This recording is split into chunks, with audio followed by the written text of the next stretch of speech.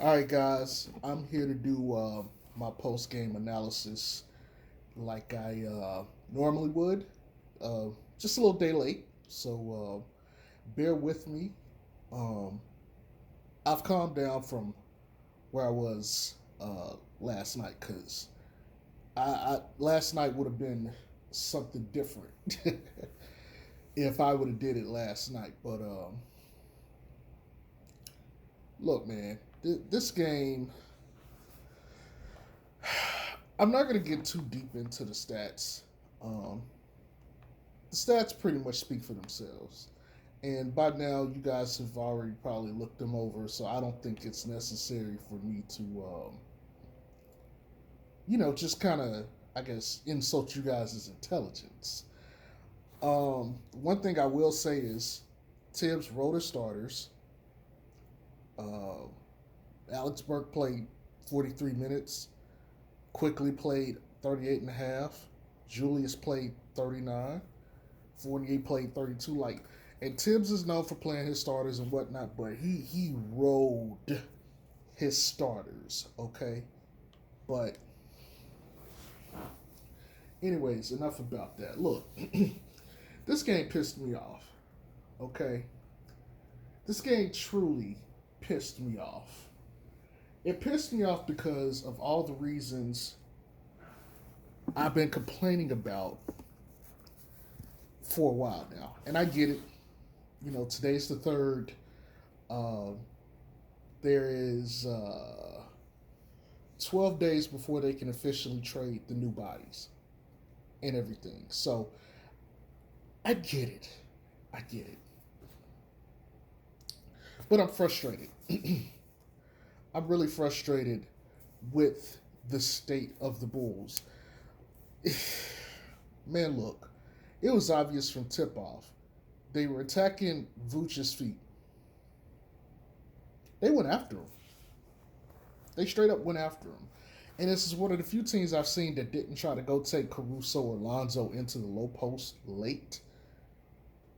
But this team, the Knicks, have one of the better coaches in the league, and Tom Thibs.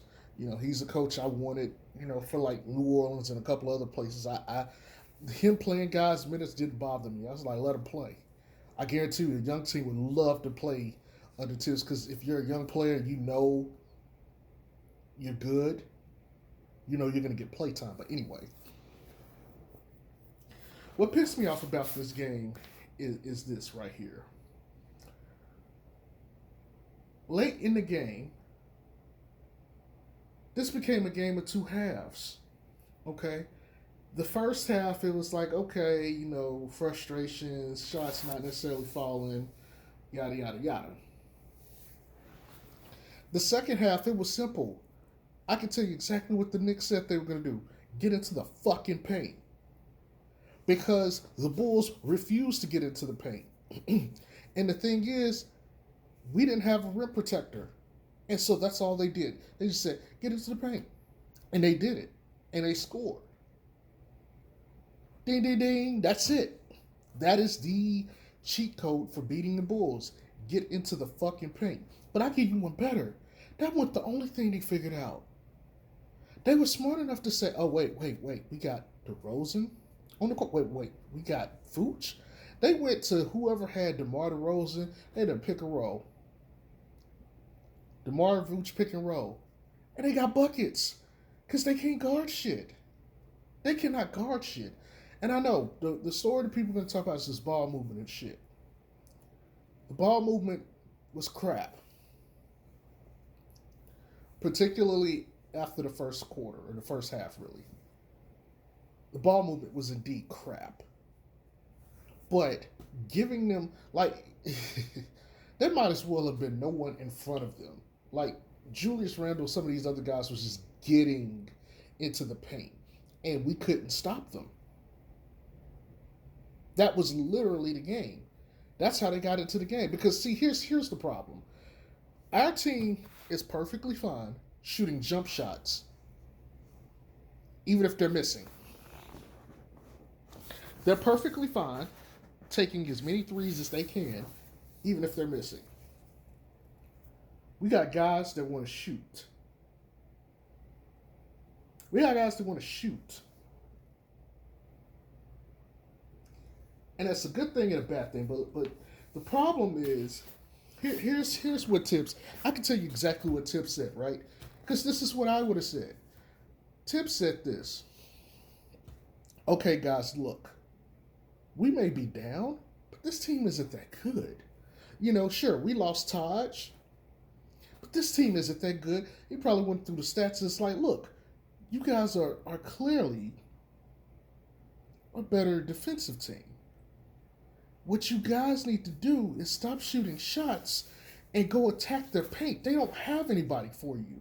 When they take out Vooch, all they got is DJ. Attack the paint.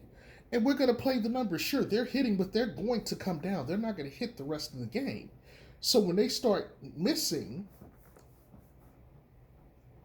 you guys are gonna kill them because they can't get to the paint. Because we got Mitch. Anybody on defense, funnel them to Mitch. Funnel them to Mitch. Mitch, we know we don't have Taj, but you gotta play your best on defense. That was the game plan. That was the fucking game plan. If you go watch the entire fucking game from the second half on, it was just paint touch, paint touch, paint touch, paint touch, paint touch. Meanwhile, the Bulls were gonna take a shot, and I know Lonzo missed a ton of shots last night. Look, let me go ahead and say this: shooters are gonna shoot. Okay, he was 3 of 14 from the field, 2 of 10 from three. Look, I ain't tripping about that. He's allowed to have an aberration of a game from three. Okay, the guy shot 50% from three for the month of November. By the way, I called that. I called that he would be shooting he would have a hot streak in November. I called that before the month started. But I'm gonna put that to the side. Look, when the jump shots wasn't falling, when Lonzo and Zach and Vooch and Caruso, when all these guys was missing shots, nobody got into the paint. That was the fucking problem. If we had got into the paint, it would have been over sooner. That's why I got really close. What happens in the late game? Obviously DeMar DeRozan was very good. He shot the ball pretty well. He was 12 of 19 from the field. He only missed one of his 11 free throws. He was good, okay, and he did his thing in the fourth quarter. But again, nobody got to the paint until like late in the game. Zach went like 3 straight times. He either got an and one or he finished at the rim. That was the game. The minute we got back into freaking getting into the paint, they had nothing for us at that point. And it's not like they didn't have a shot blocker, but they just wasn't capable of being able to defeat us inside out. If we're playing outside in, different story. Different story. But inside out, nah. When we started attacking, that was it. Because now you're putting pressure on the defense, you're getting everybody else open looks, good looks at that. But when we go down there and we have to defend them, it's bad enough we have a soft spot in the defense. The DeMar Vooch pick and roll defense is horrendous. It is putrid. It is disgusting. And the fact that you got them, like this, they talk playoff atmosphere. That's playoff basketball. Attacking these guys where they're weak. Leaving Lonzo open when he's shooting bad for the night. You know what I'm saying? And that was a spot he was shooting at in that corner where he was like 70% from three this year. He was killing it. He didn't have it. And so they left him open a little bit and just let it stack up. And now you get your rebounds, you go get 2 points, you come back down. You do that enough, a 20-point lead evaporates. Then you got Evan Fournier over there catching fire. And now he's fired up and he's shooting. And now there you go. That's the game, people. That is the fucking game. And I tell you what, any other team with a respectable defense and a shot blocker, they're going to say, come see us. Come fucking see us. Come see us. Come to the paint and come see us. They're going to run you off the line and say, come finish. And we got some guys that can finish through contact. But we don't have enough of that. That's going to be one of the things we're going to need to get off the bench for real. And people are going to be like, well, we didn't have Kobe. Man, Kobe wasn't going to make a difference. All right, Kobe was not going to sit out here and defend, these guys at a high enough level. Okay, fine. He can go get your points. Getting points is one thing, but stopping others getting points is another. See, it's one thing to get these points, but when their opposing team is making a run, you got to get stops. Okay, and I get it. Lonzo makes 2 or 3 of those threes. Bam, game over. Okay, but it didn't happen. You cannot depend on that every night. By the way, Lonzo Ball, you cannot depend on your shooting every night. Now, he's been attacking the rim. He's been getting into the paint. I'm good to see that. He even made a floater. I'm not shrugging off the fact he missed all those other shots, but look, it is what it is. Okay? But you got to use more of your repertoire, bro. You got to use more of your repertoire. Like I said, I don't have an issue with the fact that he kept shooting. I'm glad he kept shooting. Okay? That's exactly what should happen. But here's my problem. Bro, you took 10 threes. I don't have a problem with you taking 10 threes. But the same aggression you showed shooting threes, you need to show that on the regular nights when you hitting. Like, because too many times Lonzo, and it's almost like Lonzo picks his quarters. First quarter, okay. Second quarter, I'll get a couple shots up. Third or fourth, I ain't taking shit. That's Zoe. So if he don't get the bulk of his scoring done in the first quarter, unless he like comes alive late in the game or something, like he'll hit a three here, a three there, and another three, and he'll average 12. Okay? Or he'll hit 2 threes or something. He'll have 8 points in the first quarter, and for the rest of the game, he'll have like 3 points. And it's like, bro, what happened? And if you go look at the stat sheet, the bro, he'll only have like 8 shot attempts or something. It's like, what the fuck happened? Some of that is BD. Some of that is on him not calling his own number enough. Okay? But he's got to play better from 3. Look. Bench scoring. Y'all already know the deal. I will say this. They played Troy Brown tonight, which he played pretty big tonight. Size-wise, anyway. He looked bigger, too. But our bench didn't give shit. I'm looking at this shit right now. 19 points. 19 points. Okay? 19 fucking points. Meanwhile, Derrick Rose had 16 by himself. Taj Gibson only had 2, and he got ejected within 3 minutes. They had 18 points. Those 2 players alone almost scored for our entire bench. And then they had Obi Toppin with 8. Obi Toppin is someone I wish we could get for them. And Kevin Knox had a 3.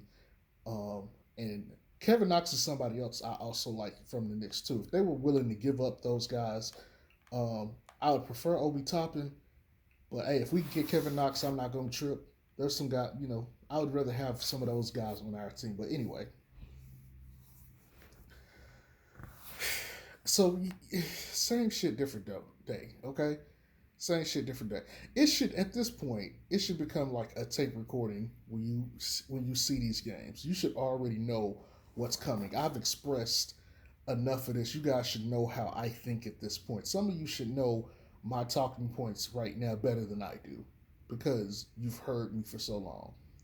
Like, this is ridiculous. You have the 20-point league, and I get it. No league is safe. But too often, this team is getting leads, and the effort just dwindles. Some of this shit is DeMar DeRozan, okay? And his incessant need to want to dribble the air out the ball. And I get it. When a guy go put up 34, 6, and 3 on 63% shooting, you kind of sit back and be like, you got to take some of the good with the bad. But sometimes his dribbling the air out the ball. See, here's the difference between him and Zach LaVine. DeMar DeRozan will dribble the air out the ball and still get to a spot and try to get a decent look. If he's gonna fuck it up, he'll turn the ball over trying to pass out while he's already in the air. Okay. Zach LaVine, on the other hand, Zach LaVine will sit there. He would just go down there and throw up a stupid ass shot. He'll dribble the ball for like 15 seconds and put up a one-on-one ISO shot and the ball won't touch somebody else. And, he'll just do that. That's the difference between those two. Now, let me touch on something that really hasn't been focused on or said. Look, Lonzo Ball, I'm really not pleased with the number of turnovers that he's been accumulating these last 10 or so games. And I've been peeped this shit, but like he got two more tonight. Bro, you got to take care of the ball better. And I get it. I truly get it. Okay. That one pass, DeRozan was going off the other direction. You thought he was going to stay there. I get it. Goes to the backcourt violation. Okay, fine. But bro, you gotta take better care of the basketball. Okay, this team needs to take better care of the basketball. But DeRozan, 2 turnovers. Vooch, 2 turnovers. Zoe, 2 turnovers. Zach Levine, 3 turnovers. You gotta take care of the ball. Caruso had 4 turnovers. Hello. They gotta take better care of the ball. Now I know Zoe had 3 blocks. I get that, but I ain't trying to hear that shit. The shooting, I get it. Like I said, I ain't worried about that. You gotta take better care of the basketball. Okay. This team has visible holes, okay? I know what this team needs. I know exactly what this team needs. You should know exactly what this team needs. And if you look at the box score, you should be able to say, okay, judging by this and what I see, this is what this team needs. This is and then go figure out the kind of players. Go watch some games and some guys be like, oh yeah, this guy would fit on the Bulls. He fits their system. And if you do that, I promise you, you will know every single player that Acme is looking for in the next, between now and the end of the trade deadline and free agency. You will know every single target that they have. Please believe that. But yeah, you know what, man? Sometimes they have a beautiful style of basketball, stylistically, the Bulls, and then other times you just sit there and like, what is this abomination for fucking hell that I just witnessed? And you got to see both sides. The first half, beautiful, nice ball movement, cutting, getting into transition, playing hard nosed defense, yada yada yada. Second half reminds me of OKC Billy Donovan, where it was Russ take a turn, KD take a turn, and I don't like this shit. I really don't, and you shouldn't either. Um.